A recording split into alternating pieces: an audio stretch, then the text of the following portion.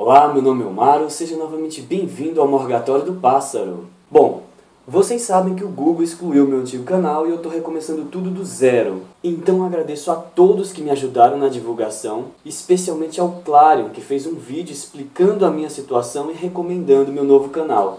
Clarion, valeu mesmo, mano, de coração. No vídeo de hoje eu vou trazer um conceito de ateísmo e vou fazer uma análise sobre essa história de neo-ateu.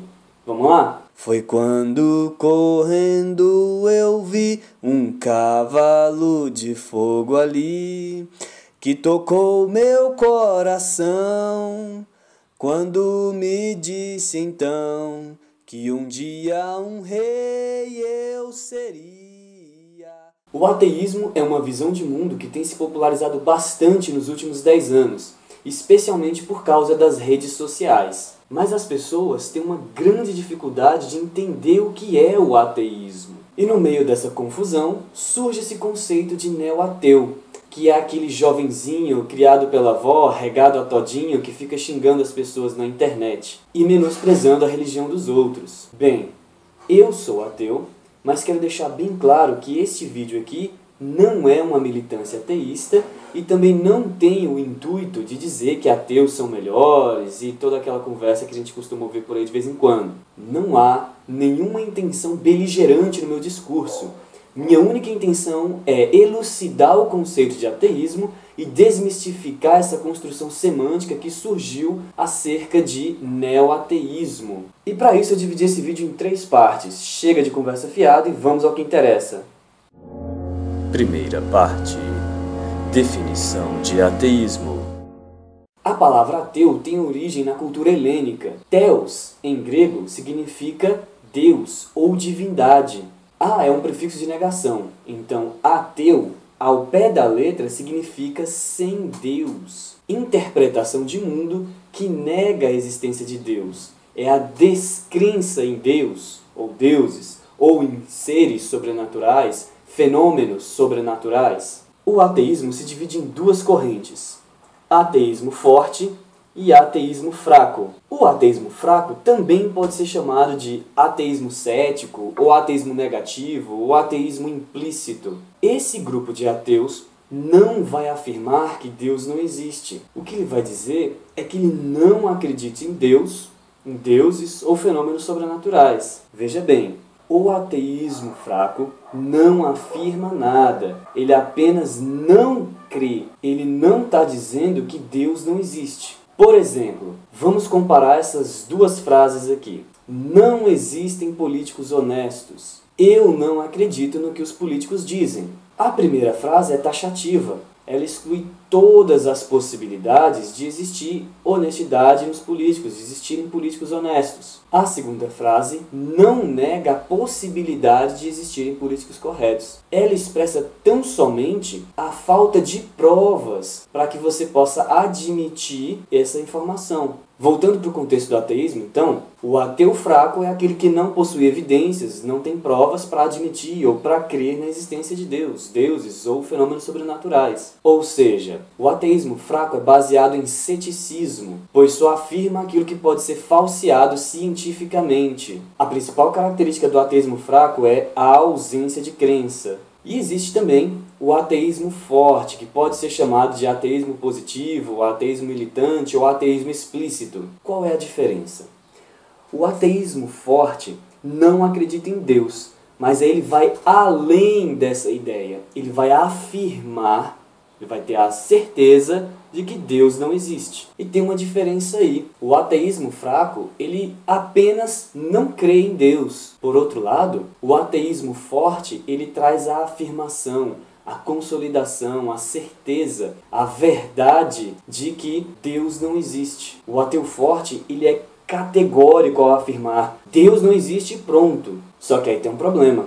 Ele está afirmando uma coisa que ele não pode provar. Sim, vamos nos lembrar da inversão do ônus da prova. A responsabilidade inicial de buscar evidências está sobre os crentes, pois ao afirmar que Deus existe, eles criaram o contexto para a formação da afirmação de que Deus não existe. Enfim, a principal característica do ateísmo forte é a certeza de que Deus não existe. Particularmente, eu não me familiarizo com o ateísmo forte, porque eu só afirmo aquilo que pode ser provado e falseado cientificamente. Eu sou um ateu fraco.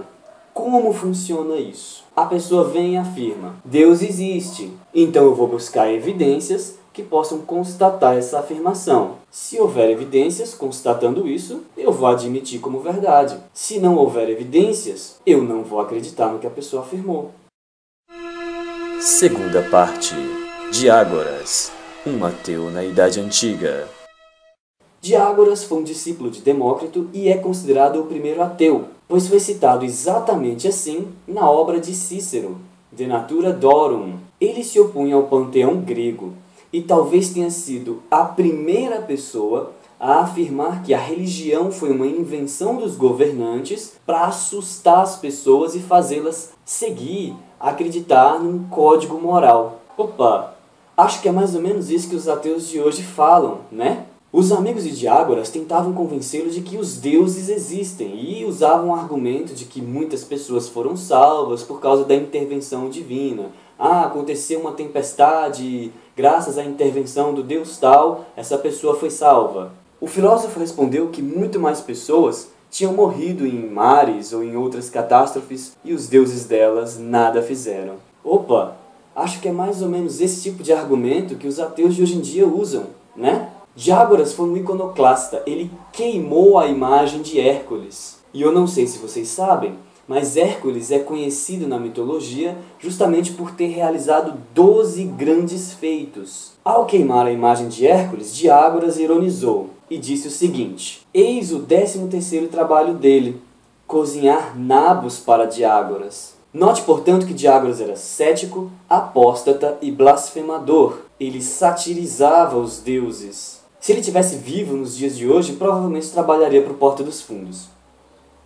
Condenado pelo crime de impiedade, Diágoras foi expulso de Atenas e morreu em Corinto. Sabe, tudo que os neo-ateus fazem hoje em dia, Diágoras já fazia há 2500 anos. Se a prática é milenar, por que dizer que somos neo-ateus? Terceira parte. Neo-ateísmo, um conceito falacioso. Bom, você já percebeu que o comportamento de Diágoras é exatamente igual ao comportamento dos ateus que a gente vê hoje nas redes sociais. O grupo de ateus vem crescendo de forma vertiginosa e isso tem incomodado os religiosos mais conservadores. E uma das consequências deste incômodo foi a criação do termo neo-ateu, utilizado de maneira pejorativa para separar o grupo dos ateus de verdade, os ateus que merecem respeito, os ateus que ficam caladinhos, daqueles ateus que fazem críticas, dos ateus que são mal educados, ou dos ateus que são ignorantes, dos ateus que são desrespeitosos, etc, etc, etc.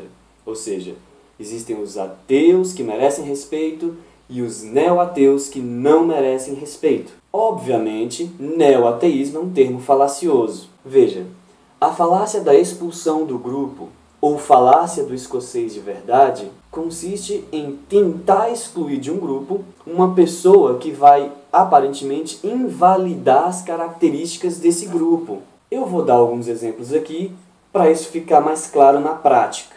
Nenhum escocês coloca cebola no seu bife. Ora, eu tenho um amigo escocês que faz isso. Ah, sim, mas nenhum escocês de verdade coloca. Você sabia que nenhum cristão comete crimes violentos? Não, senhor. Existem vários cristãos que estão cumprindo pena justamente por terem cometido crime violento. Ah, mas eles não são cristãos de verdade. Véi, o negócio é o seguinte. Homem nenhum tem medo de barata. Como não? Eu tenho vários amigos que morrem de medo de barata. Olha esse cara que está assistindo a gente aqui agora. Morre de medo de barata voadora. Ah, mas esses caras aí não são homens de verdade. Vou te dar a real. Ateu nenhum é ignorante. Eu conheço ateus ignorantes. Ah, mas esses aí não são ateus de verdade.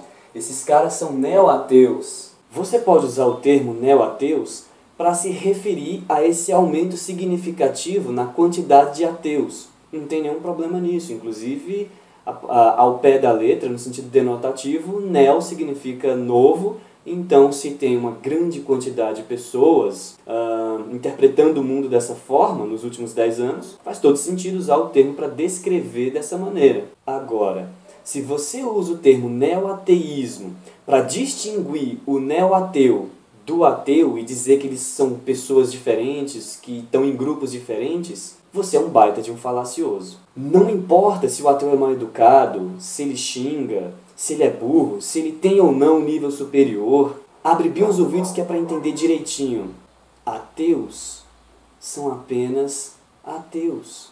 O critério da falta de educação, do desrespeito, isso não justifica a criação desse novo grupo, neoateísmo. Até porque Diágoras, o primeiro ateu da história, era mal educado e desrespeitava os símbolos da religião grega. E isso não quer dizer que ser ateu seja sinônimo de ser desrespeitoso, de ser mau caráter, de ser mal educado. Ser ateu é sinônimo de uma coisa apenas: não acreditar em Deus, deuses ou fenômenos sobrenaturais. Apenas isso. Agora, o indivíduo pode ter essa característica principal, essa base conceitual, não crer, e na sua individualidade ser uma pessoa mal educada, ser uma pessoa inteligente ou não, ser uma pessoa instruída ou não. Isso daí vai variar de pessoa para pessoa. E no final das contas, todo mundo que olhar para si e falar não acredita em Deus, não acredita em deuses, não acredita em fenômenos sobrenaturais,